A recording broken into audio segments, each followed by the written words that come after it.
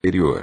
O matrimônio espiritual realiza-se, alma com alma, representando os demais simples conciliações indispensáveis à solução de necessidades ou processos retificadores, embora todos sejam sagrados.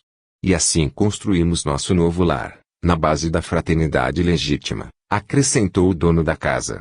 Aproveitando o ligeiro silêncio que se fizera, indaguei, mas como se processa o casamento aqui? Pela combinação vibratória, esclareceu Tobias, atencioso, ou então, para ser mais explícito, pela afinidade máxima ou completa. Incapaz de sopitar a curiosidade, esqueci a lição de bom tom e interroguei, caso. Mas, qual a posição de nossa irmã Luciana neste antes, porém, que os cônjuges espirituais respondessem, foi a própria interessada que explicou, quando desposei Tobias, viúvo, já devia estar certa de que, com todas as probabilidades, meu casamento seria uma união fraternal, acima de tudo.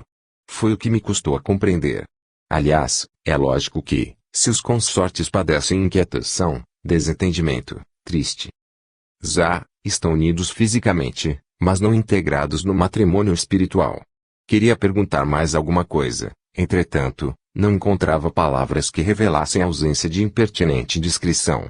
A senhora Hilda, contudo, compreendeu meu pensamento e explicou. Fique tranquilo. Luciana está em pleno noivado espiritual.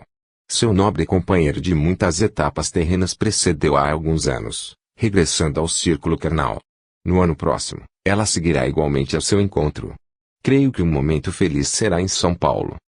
Sorrimos todos alegremente. Nesse instante, Tobias foi chamado à pressa, para atender a um caso grave nas câmaras de retificação. Era preciso, desse modo, encerrar a palestra. 39. Ouvindo a senhora Laura. O caso Tobias impressionara-me profundamente. Aquela casa, alicerçada em princípios novos de união fraterna, preocupava-me como assunto obsidente. Afinal de contas, também ainda me sentia senhor do lar terrestre e avaliava quão difícil para mim próprio seria semelhante situação. Teria coragem de proceder como Tobias, imitando-lhe a conduta. Admitia que não. A meu ver, não seria capaz de aborrecer tanto a minha querida Zélia e jamais aceitaria tal imposição por parte de minha esposa. Aquelas observações da casa de Tobias torturavam meu cérebro. Não conseguia encontrar esclarecimentos justos que pudessem satisfazer-me. Tão preocupado me senti que, no dia imediato, deliberei visitar Lisas, num momento de folga, ansioso de explicações da senhora Laura, a quem votava a confiança filial. Recebido com enormes demonstrações de alegria, esperei o momento propício, em que pudesse ouvir a mãezinha de Lisas com calma e serenidade.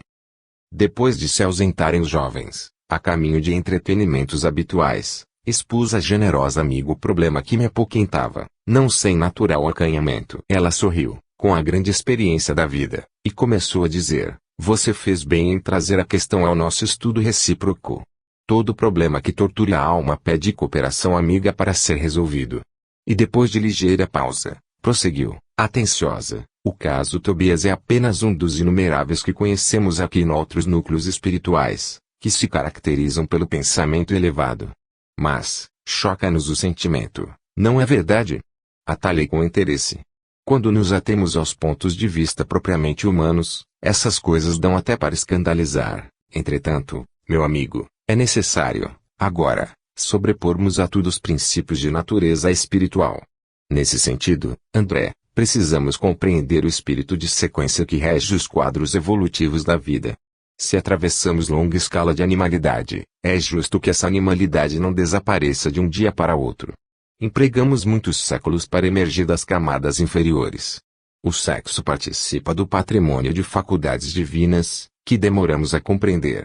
Não será fácil para você, presentemente, a penetração, no sentido elevado, da organização doméstica que visitou ontem. Entretanto, a felicidade, ali, é muito grande, pela atmosfera de compreensão que se criou entre as personagens do drama terrestre. Nem todos conseguem substituir cadeias de sombra por laços de luz em tão pouco tempo. Mas temos nisso uma regra geral? Indaguei. Todo homem e toda mulher, que se tenham casado mais de uma vez, restabelecem aqui o núcleo doméstico, fazendo-se acompanhar de todas as afeições que hajam conhecido. Esboçando um gesto de grande paciência, A interlocutora explicou: não seja tão radicalista. É indispensável seguir devagar. Muita gente pode ter afeição e não ter compreensão. Não esqueça que nossas construções vibratórias são muito mais importantes que as da Terra. O caso Tobias é o caso de vitória da fraternidade real, por parte das 3 almas interessadas na aquisição de justo entendimento. Quem não se adaptar à lei de fraternidade e compreensão, logicamente não atravessará essas fronteiras. As regiões obscuras do umbral estão cheias de entidades que não resistiram a semelhantes provas. Enquanto odiarem, assemelham-se a agulhas magnéticas sob os mais antagônicos influxos. Enquanto não entenderem a verdade, sofrerão o império da mentira e, consequentemente, não poderão penetrar as zonas de atividade superior. São incontáveis as criaturas do que padecem longos anos, sem qualquer alívio espiritual, simplesmente porque se esquivam a fraternidade legítima. E que acontece, então? Interroguei, valendo-me da pausa da interlocutora, se não são admitidas aos núcleos espirituais de aprendizado nobre, onde se localizarão as pobres almas em experiências dessa ordem. Depois de padecimentos verdadeiramente infernais, pelas criações inferiores que inventam para si mesmas, redarguiu Amande Lisas, vão fazer na experiência carnal o que não conseguiram realizar em ambiente estranho ao corpo terrestre. Concede-lhes a bondade divina o esquecimento do passado, na organização física do planeta, e vão receber, nos laços da consanguinidade, aqueles de quem se afastaram deliberadamente pelo veneno do ódio ou da incompreensão. Daí se infere a oportunidade, cada vez mais viva, da recomendação de Jesus, quando nos aconselha imediata reconciliação com os adversários. O alvitre, antes de tudo, interessa a nós mesmos. Devemos observá-lo em proveito próprio. Quem sabe valer-se do tempo, fim da experiência terrena, ainda que precise voltar aos círculos da carne, pode efetuar sublimes construções espirituais, com relação à paz da consciência, regressando à matéria grosseira, suportando menor bagagem de preocupações. Há muitos espíritos que gastam séculos tentando desfazer animosidades e antipatias na existência terrestre e refazendo-as após a desencarnação. O problema do perdão, com Jesus, meu caro André, é problema sério. Não se resolve em conversas. Perdoar verbalmente é questão de palavras, mas aquele que perdoa realmente, precisa mover e remover pesados fardos de outras eras, dentro de si mesmo. A essa altura, a senhora Laura silenciou, como quem precisava meditar na amplitude dos conceitos expendidos. Aproveitando o ensejo, aduziu. A experiência do casamento é muito sagrada aos meus olhos.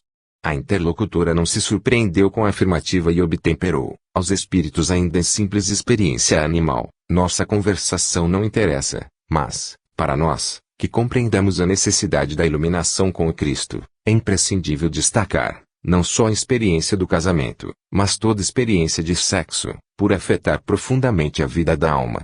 Ouvindo a observação, não deixei de corar, lembrando meu passado de homem comum. Minha mulher fora para mim um objeto sagrado, que eu sobrepunha a todas as afeições. No entanto, ao ouvir Amande Lisas, ocorriam-me à mente as palavras antigas do velho Testamento: não cobiçarás a casa do teu próximo, não cobiçarás a mulher do teu próximo, nem o seu servo, nem a sua serva, nem o seu jumento, nem o seu boi, nem coisa alguma que lhe pertença. Num instante, senti-me incapaz de prosseguir, estranhando o caso Tobias. A interlocutora, porém, percebeu minha perturbação íntima e continuou. Onde o esforço de consertar é tarefa de quase todos, deve haver lugar para muita compreensão e muito respeito à misericórdia divina, que nos oferece tantos caminhos a retificações justas. Toda a experiência sexual da criatura que já recebeu alguma luz do espírito, e acontecimento de enorme importância para si mesma.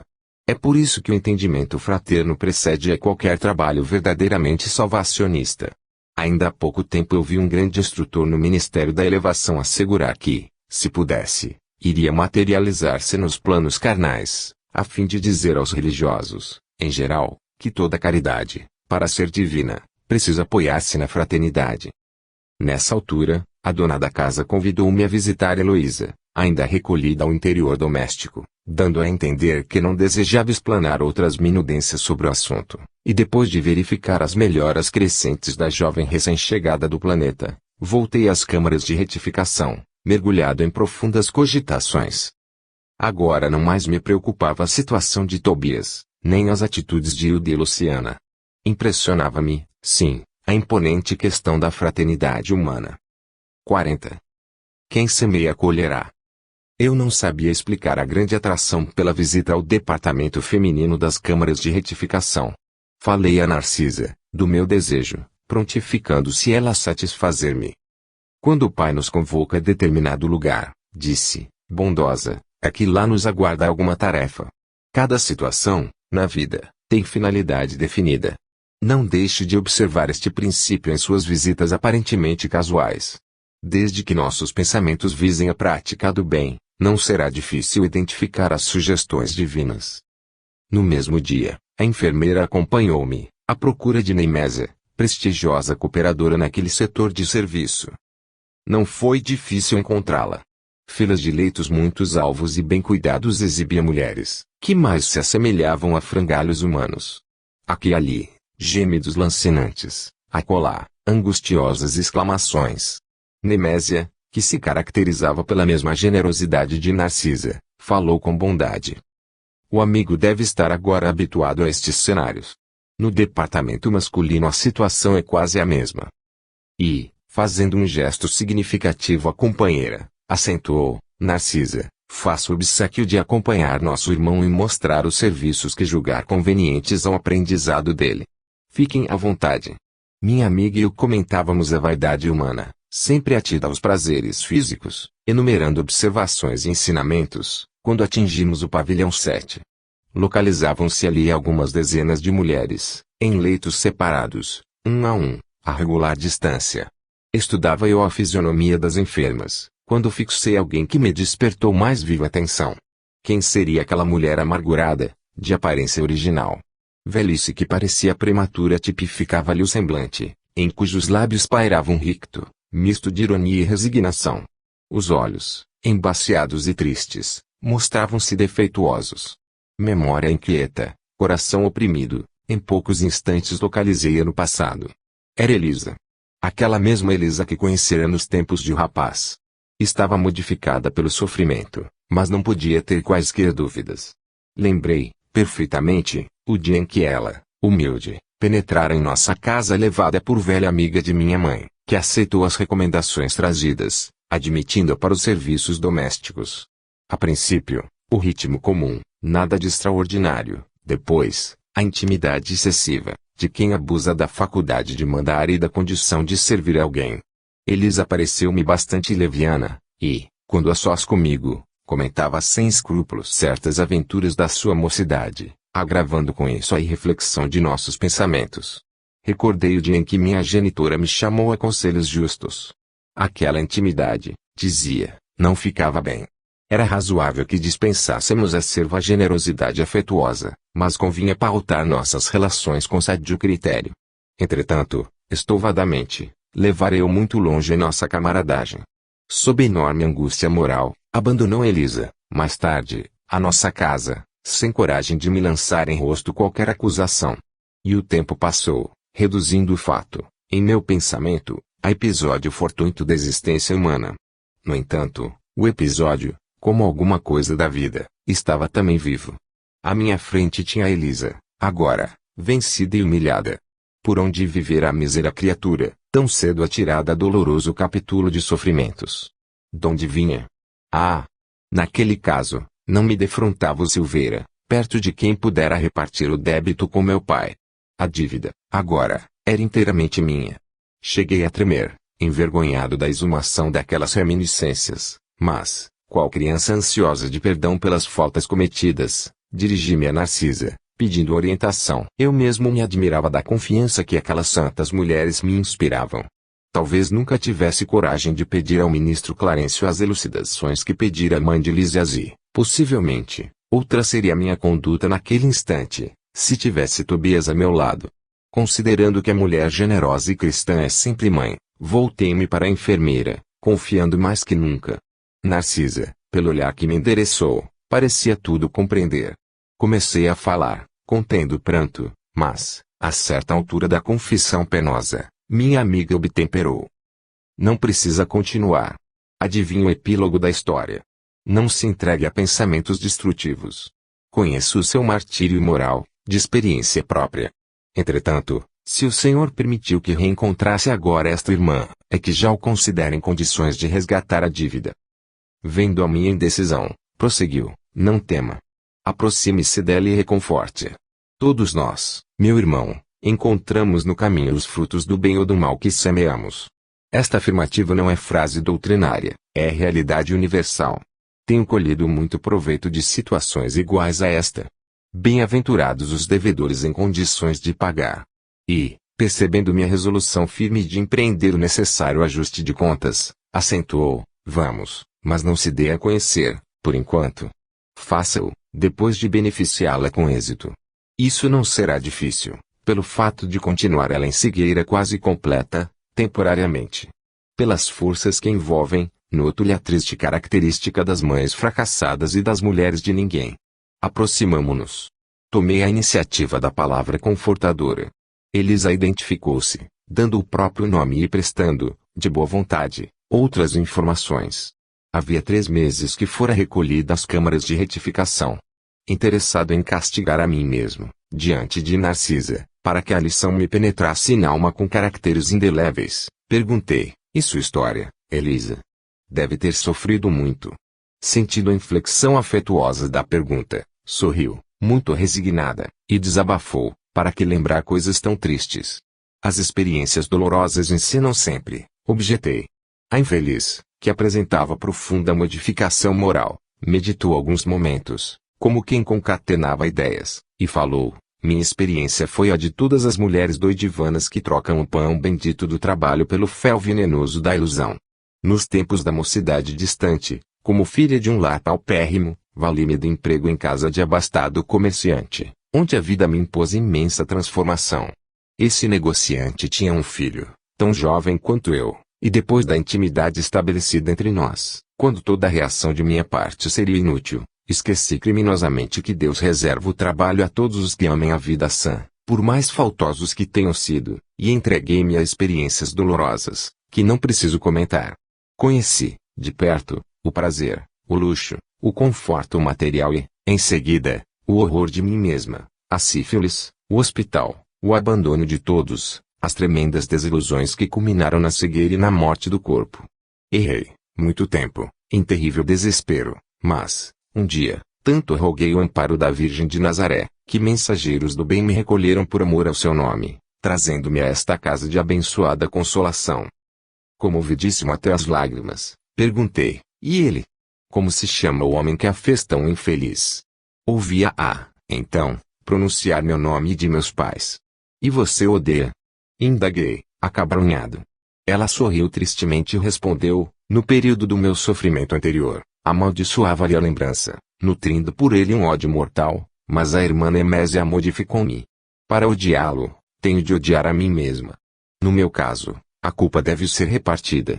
Não devo, pois, recriminar ninguém. Aquela humildade sensibilizou-me. Tomei-lhe a destra sobre a qual, sem que o pudesse evitar, rolou uma lágrima de arrependimento e remorso. Ouça, minha amiga, falei com emoção forte, também eu me chamo André e preciso ajudá-la. Conte comigo, doravante.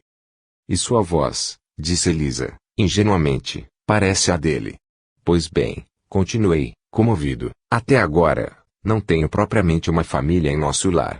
Mas você será aqui minha irmã do coração. Conte com o meu devotamento de amigo.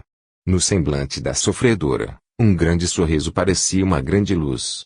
Como lhe sou grata, disse ela enxugando as lágrimas. Há quantos anos ninguém me fala assim, nesse tom familiar, dando-me o consolo da amizade sincera. Que Jesus o abençoe.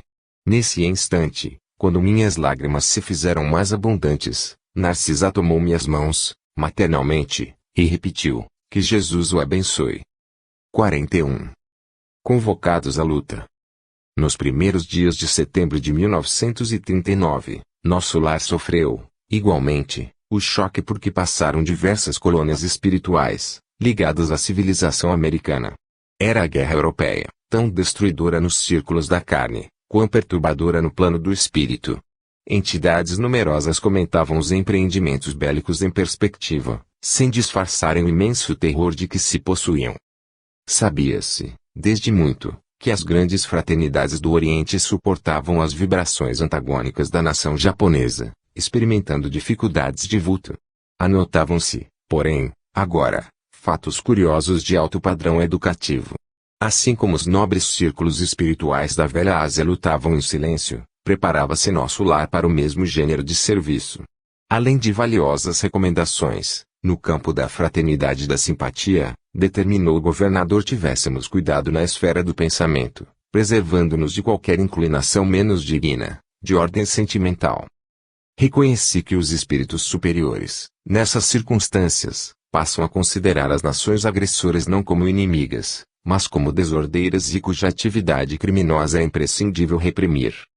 Infelizes dos povos que se embriaguem com o vinho do mal, disse-me Salústio, ainda que consigam vitórias temporárias, elas servirão somente para lhes agravar a ruína, acentuando-lhes as derrotas fatais. Quando um país toma a iniciativa da guerra, encabeça a desordem da casa do pai, e pagará um preço terrível. Observei, então, que as zonas superiores da vida se voltam em defesa justa, contra os empreendimentos da ignorância e da sombra, congregados para a anarquia e, consequentemente, para a destruição. Esclareceram meus colegas de trabalho que, nos acontecimentos dessa natureza, os países agressores convertem-se, naturalmente, em núcleos poderosos de centralização das forças do mal. Sem se precatarem dos gritos imensos, esses povos, com exceção dos espíritos nobres e sábios que lhes integram os quadros de serviço, embriagam-se ao contacto dos elementos de perversão, que invocam das camadas sombrias. Coletividades operosas convertem-se em automatos do crime. Legiões infernais precipitam-se sobre grandes oficinas do progresso comum, transformando-as em campos de perversidade e horror. Mas, enquanto os bandos escuros se apoderam da mente dos agressores, os agrupamentos espirituais da vida nobre movimentam-se em auxílio dos agredidos. Se devemos lastimar a criatura em oposição à lei do bem, com mais propriedade devemos lamentar o povo que olvidou a justiça. Logo após os primeiros dias que assinalaram as primeiras bombas na terra polonesa, encontrava-me, ao entardecer, nas câmaras de retificação, junto de Tobias e Narcisa, quando o inesquecível clarim se fez ouvir por mais de um quarto de hora. Profunda emoção nos invadira a todos. É a convocação superior aos serviços de socorro à terra, explicou-me Narcisa, bondosamente. Temos o sinal de que a guerra prosseguirá, com terríveis tormentos para o espírito humano, exclamou Tobias, inquieto. Embora à distância, toda a vida psíquica americana teve na Europa sua origem. Teremos grande trabalho em preservar o novo mundo. A clarinada fazia-se ouvir com modulações estranhas e imponentes. Notei que profundo silêncio caiu sobre todo o Ministério da Regeneração. Atento à minha atitude de angustiosa expectativa, Tobias informou. Quando soa o clarim de alerta, em nome do Senhor, precisamos fazer calar os ruídos de baixo, para que o apelo se grave em nossos corações. Quando o misterioso instrumento desferiu a última nota, fomos ao grande parque, a fim de observar o céu. Profundamente comovido, vi inúmeros pontos luminosos, parecendo pequenos focos resplandecentes e longínquos, a librarem-se no firmamento. Esse clarim, disse Tobias igualmente emocionado, é utilizado por espíritos vigilantes, de elevada expressão hierárquica. Regressando ao interior das câmaras, tive a atenção atraída para enormes rumores provenientes das zonas mais altas da colônia, onde se localizavam as vias públicas. Tobias confiou a Narcisa certas atividades de importância junto aos enfermos e convidou-me a sair, para observar o movimento popular. Chegados aos pavimentos superiores, de onde nos poderíamos encaminhar à praça da governadoria, notamos intenso movimento em todos os setores. Identificando meu espanto natural, o companheiro explicou. Estes grupos enormes dirigem-se ao Ministério da Comunicação, à procura de notícias. O clarim que acaba de soar só vem até nós em circunstâncias muito graves. Todos sabemos que se trata da guerra, mas é possível que a comunicação nos forneça algum detalhe essencial. Observe os transeuntes. Ao nosso lado, vinham 2 senhores e 4 senhoras, em conversação animada. Imagine, dizia uma, o que será de nós no auxílio? Há muitos meses consecutivos, o movimento de súplicas tem sido extraordinário. Experimentamos justa dificuldade para atender a todos os deveres. E nós, com a regeneração? Objetava o cavalheiro mais idoso, Os serviços prosseguem consideravelmente aumentados. No meu setor, a vigilância contra as vibrações umbralinas reclama esforços incessantes. Estou avaliando o que virá sobre nós. Tobias segurou meu braço, de leve, e exclamou: adiantemo-nos um pouco. Ouçamos o que dizem outros grupos. Aproximando-nos de dois homens, ouvi um deles perguntando: será crível que a calamidade nos atinja a todos? O interpelado, que parecia portador de grande equilíbrio espiritual, replicou, sereno: de qualquer modo, não vejo motivo para precipitações. A única novidade é o acréscimo de serviço que, no fundo, constituirá uma bênção. Quanto ao mais, tudo é natural, a meu ver. A doença é a mestra da saúde, o desastre da ponderação. A China está sob a metralha, há muito tempo, e não mostrou você, ainda, qualquer demonstração de assombro. Mas agora, objetou o companheiro, desapontado, parece que serei compelido a modificar meu programa de trabalho. O outro sorriu e ponderou: Elvésio, esqueçamos o meu programa para pensar em nossos programas. Atendendo a novo gesto de Tobias, que me reclamava atenção, observei 3 senhoras que iam na mesma direção à nossa esquerda, verificando que o pitoresco não faltava, igualmente ali, naquele crepúsculo de inquietação. A questão impressiona-me sobremaneira, dizia mais moça, porque Everardo não deve regressar do mundo agora. Mas a guerra, disse uma das companheiras, ao que parece, não alcançará a península. Portugal está muito longe do teatro dos acontecimentos. Entretanto, indagou a outra componente do trio, por que semelhante preocupação? Se Everardo viesse, que aconteceria? Receio, esclareceu a mais jovem, que ele me procure na qualidade de esposa. Não o poderia suportar. É muito ignorante e, de modo algum, me submeteria a novas crueldades. Tola que és, comentou a companheira, ouvidaste que Everardo será barrado pelo umbral, ou coisa pior.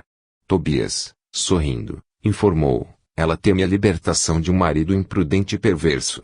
Decorridos longos minutos, em que observávamos a multidão espiritual, atingimos o Ministério da Comunicação, detendo-nos ante os enormes edifícios consagrados ao trabalho informativo. Milhares de entidades acotovelavam-se, aflitamente. Todos queriam informações e esclarecimentos. Impossível, porém, um acordo geral. Extremamente surpreendido com o vozerio enorme, vi que alguém subira a uma sacada de grande altura, reclamando a atenção popular. Era um velho de aspecto imponente, anunciando que, dentro de 10 minutos, far-se-ia ouvir um apelo do governador. É o ministro Esperidião, informou Tobias, atendendo minha curiosidade. Serenado o barulho, daí a momentos ouviu-se a voz do próprio governador, através de numerosos alto-falantes. Irmãos de nosso lar, não vos entregueis a distúrbios do pensamento ou da palavra. A aflição não constrói, a ansiedade não edifica. Saibamos ser dignos do clarim do Senhor, atendendo-lhe à vontade divina no trabalho silencioso, em nossos postos. Aquela voz clara e veemente, de quem falava com autoridade e amor, operou singular efeito na multidão. No curto espaço de 1 hora, toda a colônia regressava à serenidade habitual. 42. A palavra do governador. Para o domingo imediato à visita do Clarim, prometeu o governador a realização do culto evangélico no Ministério da Regeneração. O objetivo essencial da medida, esclareceu Narcisa, seria a preparação de novas escolas de assistência no auxílio e núcleos de adestramento na regeneração. Precisamos organizar, dizia ela, determinados elementos para o serviço hospitalar urgente, embora o conflito se tenha manifestado tão longe, bem como exercícios adequados contra o medo. Contra o medo? Acrescentei, admirado. Como não? Objetou a enfermeira, atenciosa. Talvez estranhe, como acontece a muita gente, a elevada porcentagem de existências humanas estranguladas simplesmente pelas vibrações destrutivas do terror, que é tão contagioso como qualquer moléstia de perigosa propagação. Classificamos o medo como dos piores inimigos da criatura, por alojar-se na cidadela da alma, atacando as forças mais profundas. Observando minha estranheza, continuou. Não tenha dúvida. A governadoria, nas atuais emergências, coloca o treinamento contra o medo muito acima das próprias lições de enfermagem. A calma é garantia do êxito. Mais tarde, compreenderá tais imperativos de serviço. Não encontrei argumento de contestação para retrucar. Na véspera do grande acontecimento, tive a honra de integrar o quadro de cooperadores numerosos, no trabalho de limpeza e ornamentação natural do grande salão consagrado ao chefe-maior da colônia. Experimentava, então, ansiedade justa. E a ver, pela primeira vez, a meu lado, o nobre condutor que merecia a veneração geral.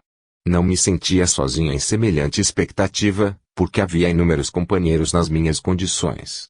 Tive a impressão de que toda a vida social do nosso ministério convergiu para o grande salão natural, desde o raiar de domingo, quando verdadeiras caravanas de todos os departamentos regeneradores chegavam ao local. O grande coro do templo da governadoria, aliando-se aos meninos cantores das escolas do esclarecimento, iniciou a festividade com o maravilhoso hino intitulado Sempre Contigo, Senhor Jesus, cantado por 2.000 vozes ao mesmo tempo. Outras melodias de beleza singular encheram a amplidão. O murmúrio doce do vento, canalizado em vagas de perfume, parecia responder às harmonias suaves. Havia permissão geral de ingresso ao enorme recinto verde, para todos os servidores da regeneração, porque, conforme o programa estabelecido, o culto evangélico era dedicado especialmente a eles, comparecendo os demais ministérios, por numerosas delegações. Pela primeira vez, tive à frente dos olhos alguns cooperadores dos ministérios da elevação e união divina, que me pareceram vestidos em brilhantes claridades. A festividade cedia a tudo que eu pudesse sonhar em beleza e deslumbramento. Instrumentos musicais de sublime poder vibratório embalavam de melodias a paisagem odorante. Às 10 horas, chegou o governador acompanhado pelos 12 ministros da regeneração. Nunca esquecerei o vulto nobre e imponente daquele ancião de cabelos de neve, que parecia estampar na fisionomia, ao mesmo tempo, a sabedoria do velho e energia do moço, a ternura do santo e a serenidade do administrador consciencioso e justo. Alto, magro, envergando uma túnica muito alva, olhos penetrantes e maravilhosamente lúcidos, apoiava-se num bordão, embora caminhasse com aprumo juvenil. Satisfazendo minha curiosidade, Sallusti informou, o governador sempre estimou as atitudes patriarcais, considerando que se deve administrar com amor paterno. Sentando-se ele na tribuna suprema, levantaram-se as vozes infantis, seguidas de harpas caridosas, entoando o hino a ti, Senhor, nossas vidas. O velhinho enérgico e amorável passeou o olhar pela assembleia compacta, constituída de milhares de assistentes. Em seguida, abriu um livro luminoso que o companheiro me informou ser o Evangelho de Nosso Senhor Jesus Cristo. Folheou atento e, depois, leu em voz pausada, e ouvires falar de guerras e de rumores de guerras, olhai, não vos assusteis, porque há mister que isso tudo aconteça, mas ainda não é o fim. Palavras do Mestre em Mateus, capítulo 24, versículo 6. Volume de voz consideravelmente aumentado pelas vibrações elétricas, o chefe da cidade orou comovidamente, invocando as bênçãos do Cristo, saudando, em seguida, os representantes da união divina, da elevação, do esclarecimento, da comunicação e do auxílio, dirigindo-se, com especial atenção, a todos os colaboradores dos trabalhos de nosso ministério. Impossível descrever a entonação doce e enérgica, amorosa e convincente, daquela voz inesquecível, bem como traduzir no papel humano as considerações divinas do comentário evangélico, vazado em profundo sentimento de veneração pelas coisas sagradas. Finalizando, em meio de respeitoso silêncio, dirigiu-se o governador, de maneira particular, aos servidores da regeneração, exclamando, mais ou menos nestes termos: é para vós, irmãos meus, cujos labores se aproximam das atividades terrestres, com mais propriedade, que dirijo o meu apelo pessoal, muito esperando da vossa nobre dedicação. Elevemos ao máximo nosso padrão de coragem e de espírito de serviço. Quando as forças da sombra agravam as dificuldades das esferas inferiores, é imprescindível acender novas luzes que dissipem, na terra, as trevas densas. Consagrei o culto de hoje a todos os servidores deste ministério, votando-lhes de modo particular a confiança do meu coração.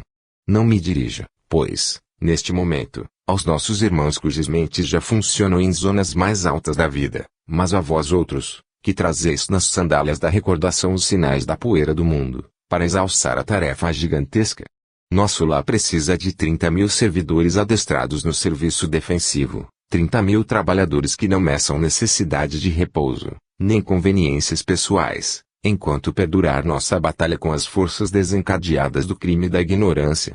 Haverá serviço para todos, nas regiões de limite vibratório, entre nós e os planos inferiores, porque não podemos esperar o adversário em nossa morada espiritual. Nas organizações coletivas, é forçoso considerar a medicina preventiva como medida primordial na preservação da paz interna. Somos, em nosso lar, mais de 1 milhão de criaturas devotadas aos desígnios superiores e ao melhoramento moral de nós mesmos. Seria caridade permitir a invasão de vários milhões de espíritos desordeiros? Não podemos, portanto, hesitar no que se refere à defesa do bem. Sei que muitos de vós recordais, neste instante, o grande crucificado. Sim, Jesus entregou-se à turba de amotinados e criminosos, por amor à redenção de todos nós, mas não entregou o mundo à desordem e ao aniquilamento. Todos devemos estar prontos para o sacrifício individual, mas não podemos entregar nossa morada aos malfeitores. Lógico que a nossa tarefa essencial é de confraternização e paz, de amor e alívio aos que sofrem. Claro que interpretaremos todo o mal como desperdício de energia, e todo crime como enfermidade da alma. Entretanto, nosso lar, e um patrimônio divino, que precisamos defender com todas as energias do coração. Quem não sabe preservar, não é digno de usufruir. Preparemos, pois, legiões de trabalhadores que operem esclarecendo e consolando, na terra, no umbral e nas trevas, em missões de amor fraternal, mas precisamos organizar, neste ministério, antes de tudo, uma legião especial de defesa, que nos garanta as realizações espirituais, em nossas fronteiras vibratórias. Assim continuou a discorrer, por longo tempo, encarecendo providências de caráter fundamental, tecendo considerações que jamais conseguiria aqui descrever.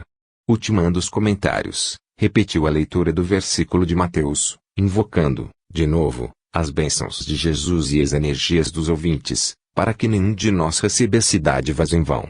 Comovido e deslumbrado, ouvia as crianças entoarem o hino que a ministra veneranda intitulara a Grande Jerusalém. O governador desceu da tribuna sob vibrações de imensa esperança e foi então que brisas cariciosas começaram a soprar sobre as árvores, trazendo, talvez de muito longe, pétalas de rosas diferentes, em maravilhoso azul, que se desfaziam, de leve, ao tocar nossas frontes, enchendo-nos o coração de intenso júbilo. 43. Em conversação. O Ministério da Regeneração continuou cheio de expressões festivas, não obstante se haver retirado o governador ao seu círculo mais íntimo. Comentavam-se os acontecimentos. Centenas de companheiros se ofereciam para os trabalhos árduos da defensiva, assim correspondendo ao apelo do grande chefe espiritual. Procurei Tobias, para consultá-lo sobre a possibilidade do meu aproveitamento, mas o generoso irmão sorriu da minha ingenuidade e falou: André, você está começando agora uma tarefa nova. Não se precipite, solicitando acréscimo de responsabilidade. Haverá serviço para todos, disse-nos, ainda agora, o governador. Não se esqueça de que as nossas câmaras de retificação constituem núcleos de esforço ativo, dia e noite. Não se aflija. Recorde que 30.000 servidores vão ser convocados para a vigilância permanente. Destarte, na retaguarda, serão muito grandes os claros a preencher. Identificando meu desapontamento, o bondoso companheiro, bem-humorado, acentuou depois de ligeira pausa: Contente-se com a matrícula na escola contra o medo. Creia que isso lhe fará enorme bem.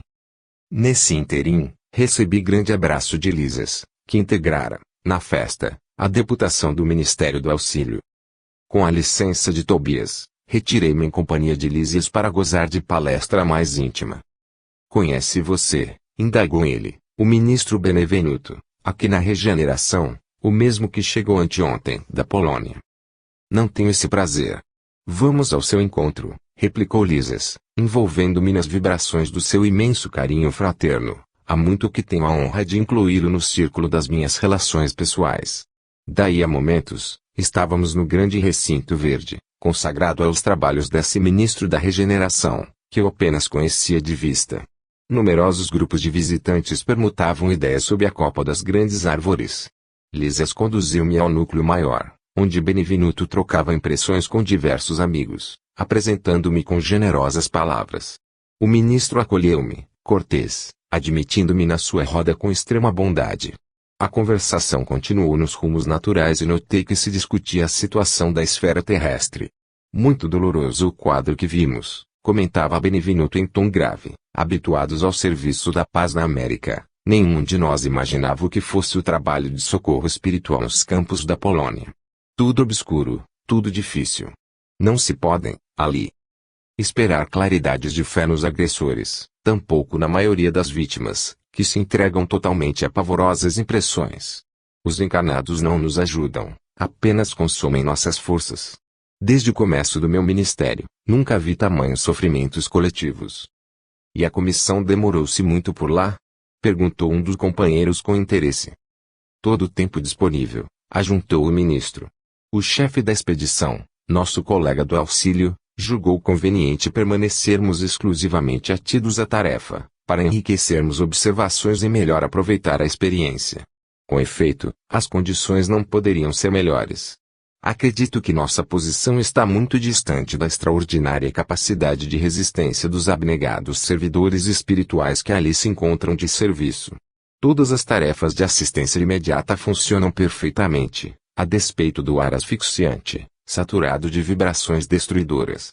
O campo de batalha, invisível aos nossos irmãos terrestres, é verdadeiro inferno de indescritíveis proporções. Nunca, como na guerra, evidencia o espírito humano a condição de alma decaída, apresentando características essencialmente diabólicas. Vi homens inteligentes e instruídos localizarem, com minuciosa atenção, determinados setores de atividade pacífica, para o que chamam impactos diretos. Bombas de alto poder explosivo destroem edifícios pacientemente edificados. Aos fluidos venenosos da metralha, casam-se as emanações pestilentas do ódio e tornam quase impossível qualquer auxílio. O que mais nos contristou, porém, foi a triste condição dos militares agressores, quando algum deles abandonava as vestes carnais, compelido pelas circunstâncias. Dominados, na maioria, por forças tenebrosas, fugiam dos espíritos missionários, chamando-lhes a todos fantasmas da cruz. E não eram recolhidos para esclarecimento justo? Inquiriu alguém, interrompendo o narrador. Benevenuto esboçou um gesto significativo e respondeu: será sempre possível atender aos loucos pacíficos, no lar, mas que remédio se reservará aos loucos furiosos, senão o hospício? Não havia outro recurso para tais criaturas, senão deixá-las nos precipícios das trevas, onde serão naturalmente compelidas a reajustar-se, dando ensejo a pensamentos dignos. É razoável, portanto, que as missões de auxílio recolhem apenas os predispostos a receber o socorro elevado. Os espetáculos entrevistos foram, portanto, demasiadamente dolorosos, por muitas razões. Valendo-se de ligeiro intervalo, outro companheiro opinou: é quase incrível que a Europa, com tantos patrimônios culturais, se tenha balançado a semelhante calamidade. Falta de preparação religiosa. Meus amigos, definiu o ministro com expressiva inflexão de voz. Não basta ao homem a inteligência apurada, é-lhe necessário iluminar raciocínios para a vida eterna. As igrejas são sempre santas em seus fundamentos e o sacerdócio será sempre divino, quando cuide essencialmente da verdade de Deus, mas o sacerdócio político jamais atenderá à sede espiritual da civilização. Sem o sopro divino, as personalidades religiosas poderão inspirar respeito e admiração, não, porém, a fé e a confiança. Mas, o espiritismo? Perguntou abruptamente um dos circunstantes.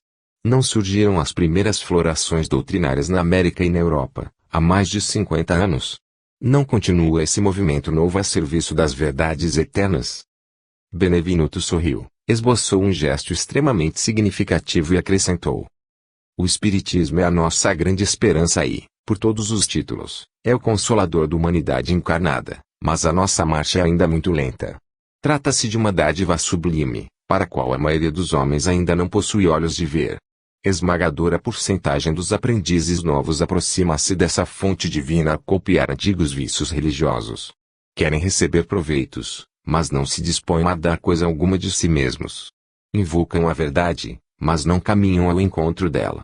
Enquanto muitos estudiosos reduzem os médiums a cobaias humanas, numerosos crentes procedem à maneira de certos enfermos que, embora curados, creem mais na doença que na saúde, e nunca utilizam os próprios pés. Enfim, procuram-se, por lá, os espíritos materializados para o fenomenismo passageiro, ao passo que nós outros vivemos à procura de homens espiritualizados para o trabalho sério. O trocadilho arrancou expressões de bom humor geral, acrescentando o ministro, gravemente. Nossos serviços são astronômicos. Não esqueçamos, porém, que todo homem é a semente da divindade. Ataquemos a execução de nossos deveres com esperança e otimismo, e estejamos sempre convictos de que, se bem fizermos a nossa parte, podemos permanecer em paz, porque o Senhor fará o resto. 44. As trevas. Enriquecendo as alegrias da reunião, Lísias deu-me a conhecer novos valores da sua cultura e sensibilidade. Dedilhando com maestria as cordas da cítara, fez-nos lembrar velhas canções e melodias da terra. Dia verdadeiramente maravilhoso. Sucediam-se júbilos espirituais, como se estivéssemos em pleno paraíso. Quando me via sós com o bondoso enfermeiro do auxílio, procurei transmitir-lhe minhas sublimes impressões. Não tenha dúvida, disse, sorrindo, quando nos reunimos aqueles a quem amamos, ocorre algo de confortador e construtivo em nosso íntimo. É o alimento do amor, André. Quando numerosas almas que se congregam no círculo de tal ou qual atividade, seus pensamentos se entrelaçam, formando núcleos de força viva, através dos quais cada um recebe seu quinhão de alegria ou sofrimento, da vibração geral. É por essa razão que, no planeta, o problema do ambiente é sempre fator ponderável no caminho de cada homem. Cada criatura viverá daquilo que cultiva. Quem se oferece diariamente à tristeza, nela se movimentará. Quem enaltece a enfermidade, sofrer-lhe-á o dano. Observando-me a estranheza, concluiu, não há nisto mistério. É lei da vida, tanto nos esforços do bem, como nos movimentos do mal. Das reuniões de fraternidade, de esperança, de amor e de alegria, sairemos com a fraternidade, a esperança, o amor e a alegria de todos, mas, de toda a assembleia de tendências inferiores, em que predominam o egoísmo, a vaidade ou o crime, sairemos envenenados com as vibrações destrutivas desses sentimentos. Tem razão, exclamei, comovido, vejo nisso, igualmente, os princípios que regem a vida nos lares humanos. Quando a compreensão recíproca, vivemos na antecâmara da ventura celeste, e, se permanecemos em desentendimento e maldade, temos o inferno vivo. Lísias teve uma expressão de bom humor, confirmando a sorrir. Foi, então, que me lembrei de interpelá-lo sobre uma coisa que, de algumas horas, me torturava a mente. Referira-se o governador, quando nos dirigiu a palavra, aos círculos da terra, do umbral e das trevas, mas, francamente, não tinha eu, até então, qualquer notícia deste último plano. Não seria a região trevosa o próprio umbral, onde vivera, por minha vez, em sombras densas, durante anos consecutivos.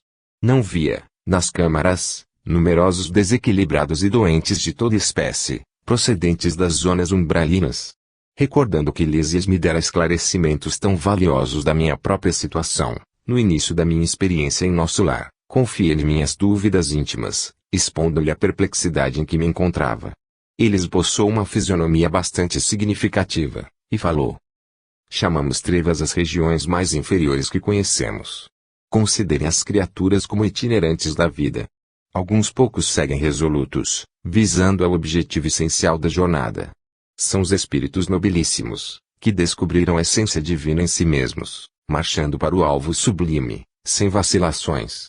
A maioria, no entanto, estaciona. Temos então a multidão de almas que demoram séculos e séculos, recapitulando experiências. Os primeiros seguem por linhas retas. Os segundos caminham descrevendo grandes curvas. Nessa movimentação, repetindo marchas e refazendo velhos esforços, ficam à mercê de inúmeras vicissitudes.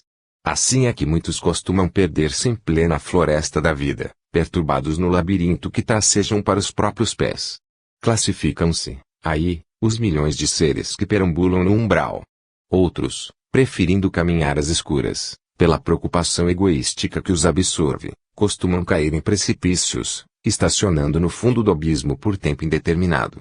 Compreendeu? As elucidações não poderiam ser mais claras. Sensibilizado, porém, com a extensão e complexidade do assunto, ponderei, entretanto, que me diz dessas quedas. Verificam-se apenas na Terra. Somente os encarnados são suscetíveis de precipitação no despenhadeiro. Lísias pensou um minuto e respondeu, sua observação é oportuna. Em qualquer lugar, o espírito pode precipitar-se nas furnas do mal, salientando-se, porém, que nas esferas superiores as defesas são mais fortes, imprimindo-se, consequentemente, mais intensidade de culpa na falta cometida. Entretanto, objetei, a queda sempre me pareceu impossível nas regiões estranhas ao corpo terreno. O ambiente divino, o conhecimento da verdade, o auxílio superior figuravam-se-me antídotos infalíveis ao veneno da vaidade e da tentação. O companheiro sorriu e esclareceu: o problema da tentação é mais complexo. As paisagens do planeta terrestre estão cheias de ambiente divino, conhecimento da verdade e auxílio superior. Não são poucos os que compartem, ali, de batalhas destruidoras entre as árvores acolhedoras e os campos primaveris. Muitos cometem homicídios ao luar, insensíveis à profunda sugestão das estrelas. Outros exploram os mais fracos, ouvindo elevadas revelações da verdade superior. Não faltam, na Terra, paisagens e expressões essencialmente divinas. As palavras do enfermeiro calavam-me fundo no espírito. De fato, em geral, os guerreiros estimam a destruição na primavera e no estio, quando a natureza estende no solo e no firmamento maravilhas de cor, perfume e luz. Os latrocínios e homicídios são praticados, de preferência, à noite, quando a lua e as estrelas enchem o planeta de poesia divina. A maioria dos verdugos da humanidade constitui-se de homens eminentemente cultos, que desprezam a inspiração divina. Renovando minha concepção referente à queda espiritual, acrescentei, contudo, Lises, poderá você dar-me uma ideia da localização dessa zona de trevas? Se o umbral está ligado à mente humana, onde ficará semelhante lugar de sofrimento e pavor? Há esferas de vida em toda parte, disse ele, solícito. O vácuo sempre há de ser mera imagem literária.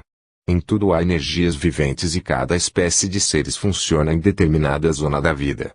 Depois de pequeno intervalo, em que me pareceu meditar profundamente, continuou. Naturalmente, como aconteceu a nós outros, você situou como região de existência, além da morte do corpo, apenas os círculos a se iniciarem da superfície do globo para cima, esquecido do nível para baixo. A vida, contudo, palpita na profundeza dos mares e no âmago da terra. Além disso, há princípios de gravitação para o espírito, como se dá com os corpos materiais. A terra não é somente o campo que podemos ferir ou menosprezar, a nosso bel prazer. É organização viva, possuidora de certas leis que nos escravizarão ou libertarão, segundo nossas obras. É claro que a alma esmagada de culpas não poderá subir à tona do lago maravilhoso da vida.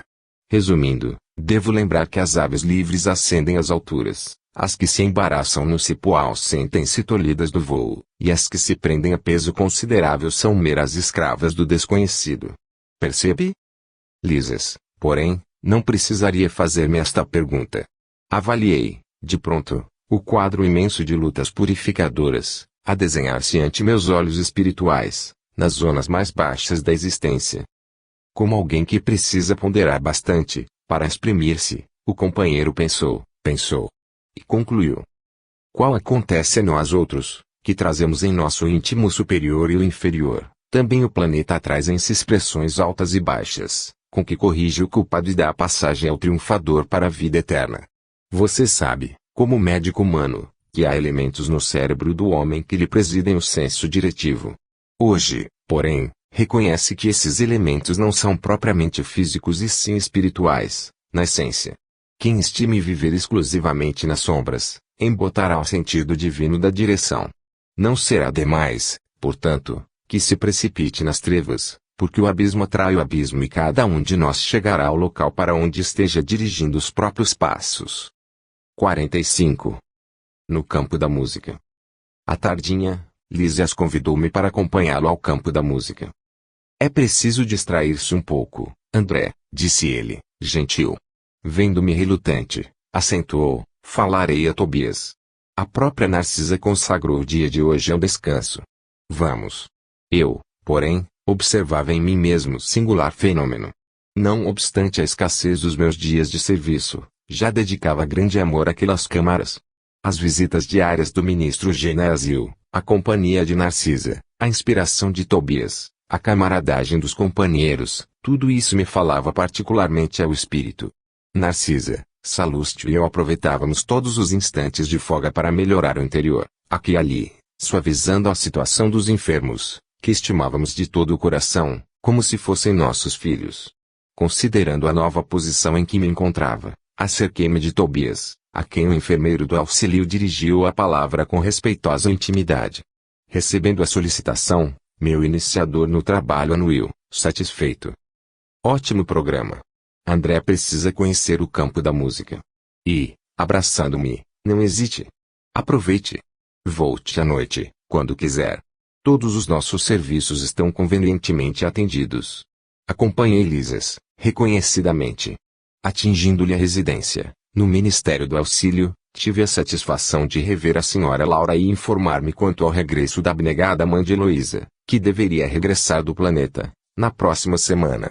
A casa estava repleta de contentamento. Havia mais beleza no interior doméstico, novas disposições no jardim.